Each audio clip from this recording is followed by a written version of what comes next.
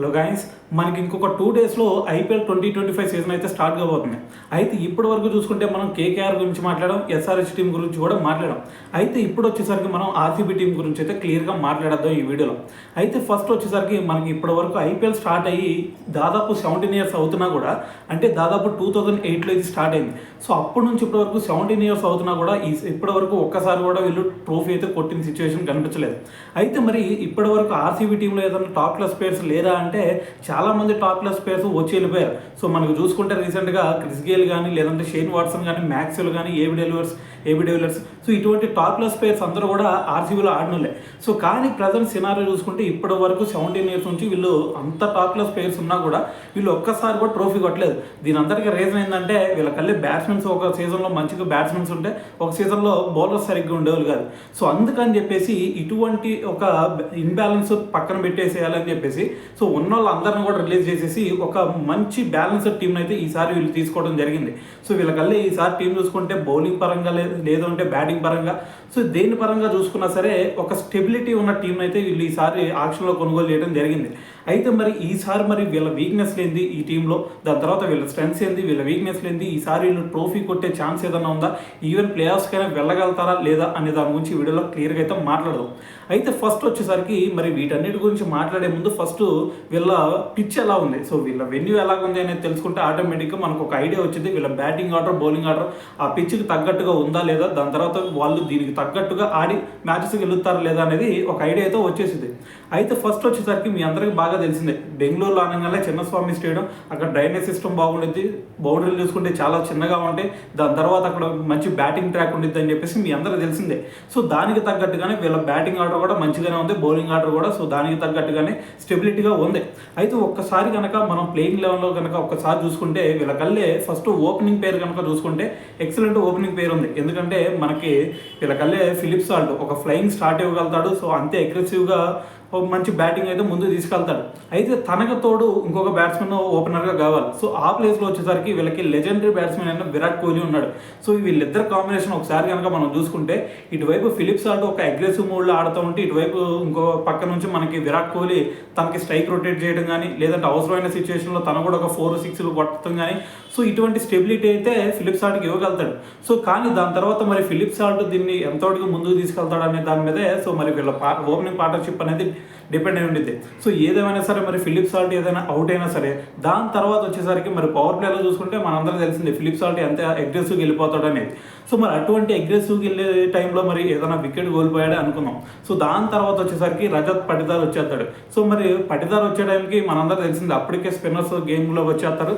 So మరి spinners మీద మంచి అటాక్ చేయగలుగుతారు రజత్ పటిదార్. సో ఎందుకంటే ఆల్రెడీ అంత ముందు కూడా చూసాం మంచి మనకి స్పిన్నర్స్ మీద తనకి మంచి పట్టు అయితే ఉంది. సో అయితే పక్కన పెడితే మనకి ఇప్పుడు వీళ్ళిద్దరి మధ్య ఒక మంచి పార్ట్నర్షిప్. సో దాని తర్వాత మ్యాచ్ ముందుకి ఇద్దరు కూడా తీసుకెళ్తారు, విరాట్ కోహ్లీ దాని తర్వాత రజత్ పటిదార్. సో వీళ్ళిద్దరు కాంబినేషన్ కనుక సెట్ అయిందంటే దాదాపు ఒక 10 ఓవర్ల వరకు వికెట్ పడిని కూడా వీళ్ళిద్దరు ఆడగలుగుతారు.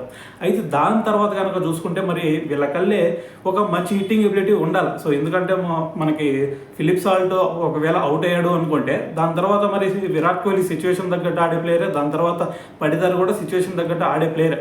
సో దాని తర్వాత మరి ఒక మంచి హిట్టింగ్ ఎబిలిటీ ఉండాలి, లేదంటే స్కోర్ ముందుకు వెళ్తానికి కష్టంగా ఉండేది.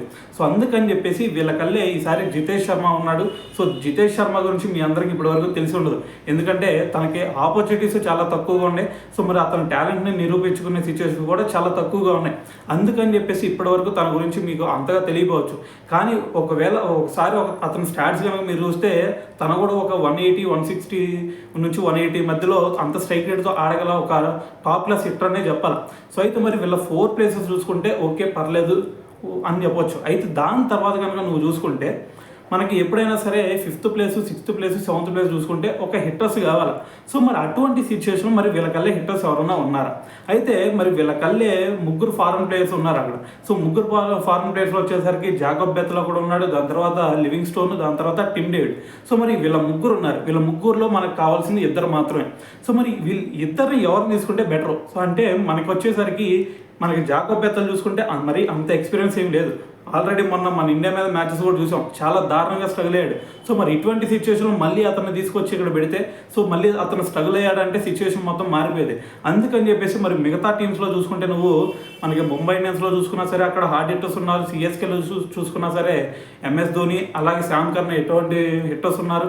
ఈవెన్ మనకి ఎస్ఆర్హెచ్లో చూసుకున్నా లేదంటే కేకేఆర్లో చూసుకున్నా టాప్ క్లాస్ హిట్టర్స్ ఉన్నారు. సో మరి ఇక్కడ కూడా ఒక మంచి హిట్టర్స్ కావాలి. సో మరి హిట్టర్స్ కావాలంటే మరి ఇక్కడ ఎవరన్నా ఉన్నారంటే Tim David extraordinary hitter. So మనకి ఇటువైపు స్టోయినిస్ ఎటువంటి టైప్ ఆఫ్ హిట్టరో ఇటువైపు టిమ్ డేవిడ్ కూడా సేమ్ అటువంటి టైప్ ఆఫ్ హిట్టరే.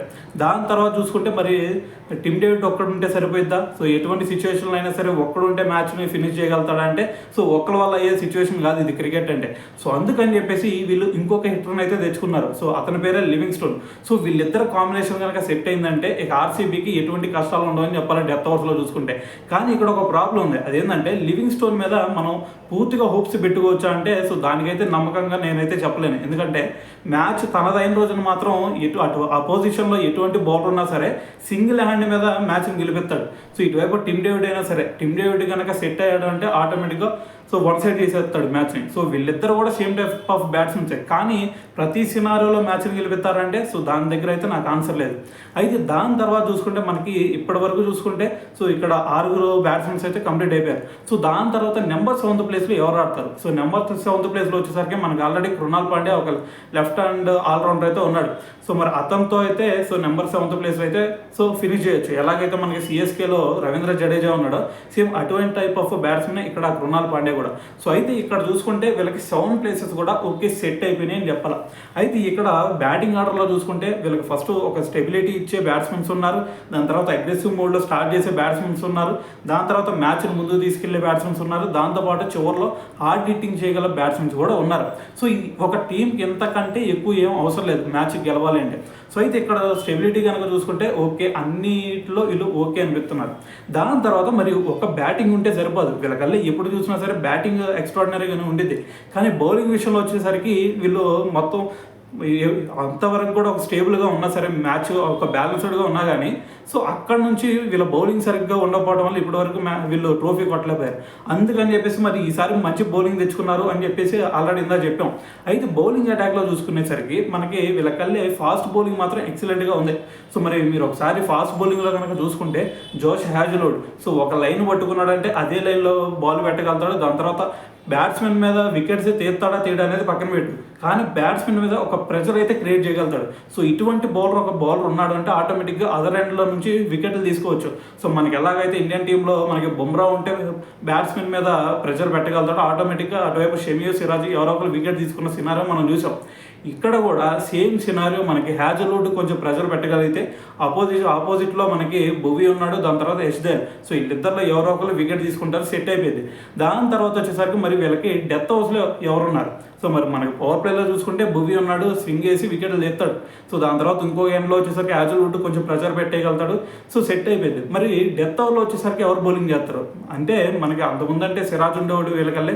సో మరి ఇప్పుడు సిరాజ్ లేడు కాబట్టి యష్దేల్ లాస్ట్ ఇయర్ చూసుకుంటే మనకి పవర్ ప్లేలో మంచిగా కట్టడి చేశాడు. అలాగే లాస్ట్ టైం చూసుకున్నా కానీ మరి డెత్ ఓవర్లో కూడా మంచిగా కట్టడి చేయగలిగాడు. సో ఈసారి ఆ రోల్ కూడా మనకి యష్దేల్ అలాగే భువనేశ్వర్ కుమార్ సో వీళ్ళిద్దరైతే ఆ ప్లేస్ని అయితే భర్తీ చేయాల్సి ఉంటుంది.